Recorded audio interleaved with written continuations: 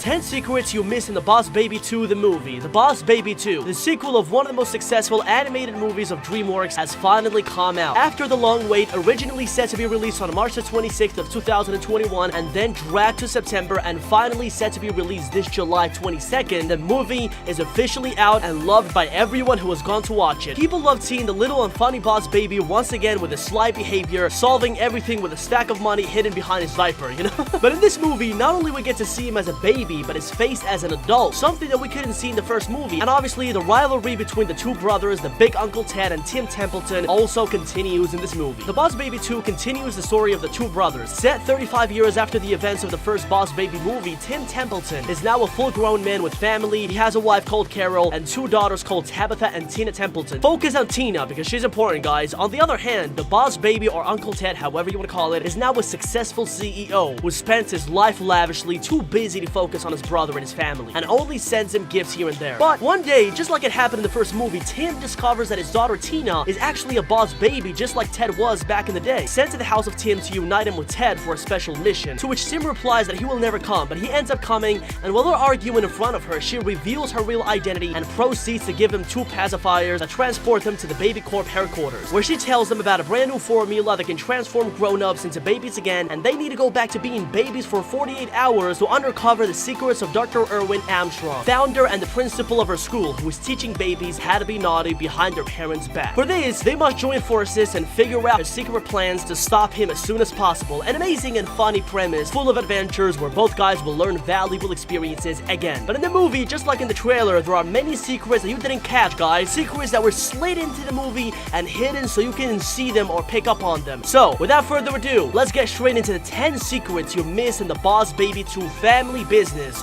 movie. Let's go.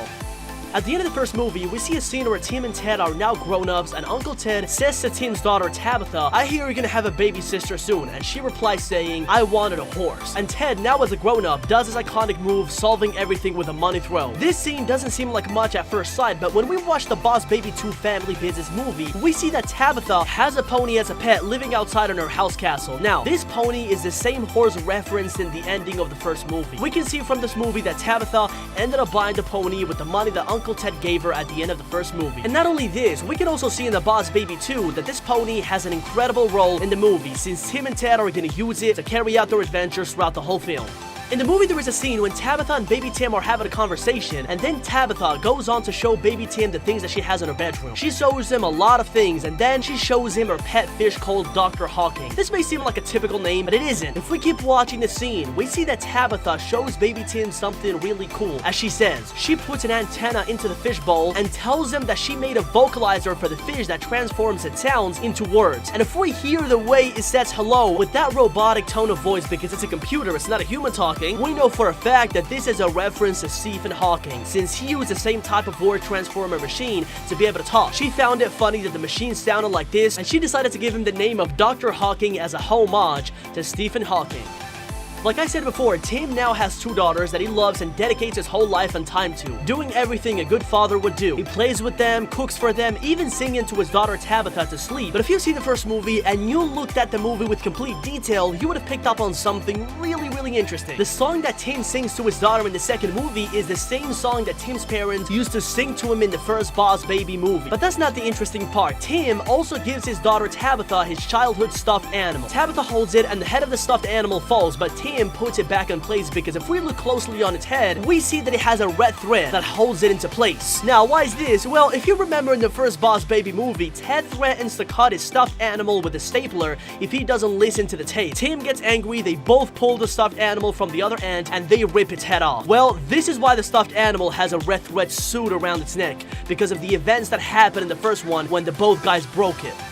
During the Boss Baby 2, we see a scene where Tim's daughter Tina is in her cradle after being visited by her dad, and when he leaves, she turns into the Baby Corp agent that she really is. But next to her, we can see that she has a blue teddy bear. Do you see that? Do you actually recognize that bear? No? If you guys remember in the first movie, this is the same teddy bear that Ted had in the first Boss Baby movie as a Baby Corp agent. If you have any doubt that this is the same teddy bear and you think that I'm lying, aw, Jay, you're just talking. No, just look on his chest. It has the same blue patch on it, but now it's obviously a worn out because of the years that have gone by. On the other hand, this is also a voice recorder that Tina uses to record Tim's voice and send it to Uncle Ted in a false voicemail so he could come to the house. Tina needs both guys for the mission, so she sets him up recording his voice with the teddy bear.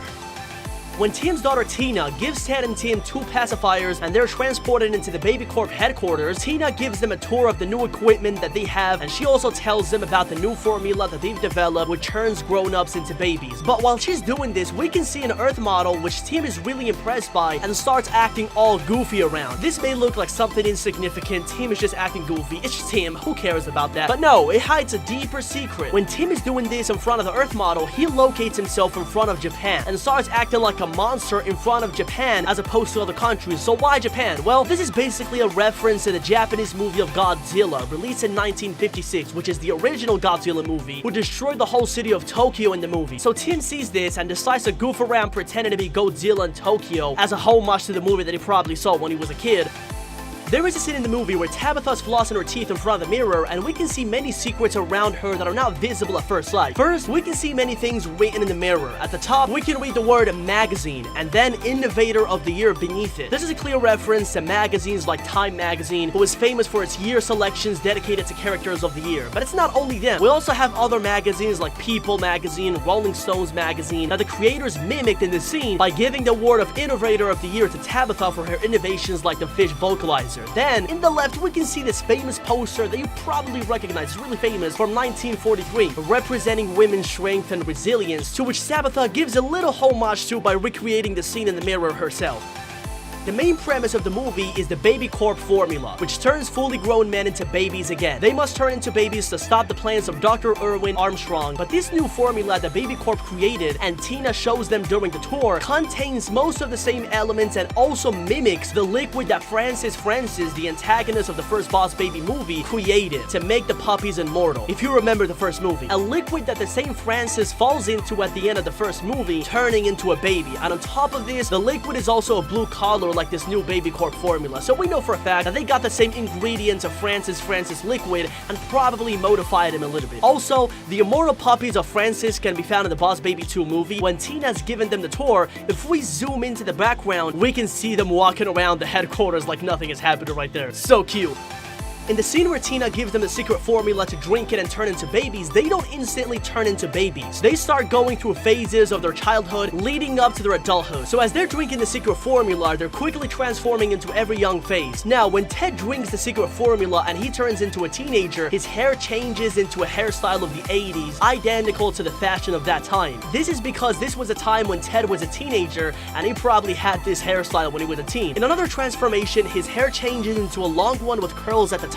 This was the fashion of the famous rock star icons of that age, when he was a teen, probably listening to rock music. And then, if we look at Tim in the back, we see that he has the Beatles hairstyle. And even though the Beatles are not from the 80s, they're making a reference to the times they had as teenagers in the 80s.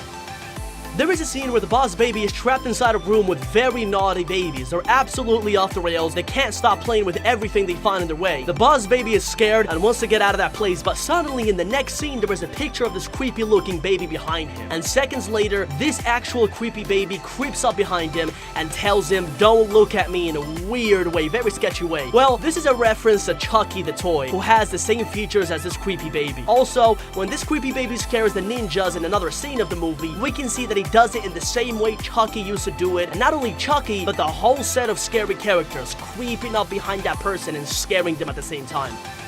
After all the adventures and hurdles that Tim and Ted go through to discover the secret plans of the Doctor, Tim and Ted finally get to meet the antagonist of the Boss Baby 2 family business movie, Dr. Erwin Armstrong. But when they meet him, everything is a twist. Not only we realize that this guy is out of his mind, but while he's talking to the guys, he suddenly opens his chest and we see that he's actually a baby controlling a robot adult body the whole time. Now, this is a very similar and I would say identical scene to that of the Men in Black, when the man talking to the guys was actually an alien from the planet Orion hidden inside the head controlling it, like if it was a human, when in reality it was an alien the whole time. It is exact. Well, same with Dr. Armstrong in the Boss Baby 2. He was a baby controlling a man's body the whole time, making a reference to this iconic scene of Men in Black.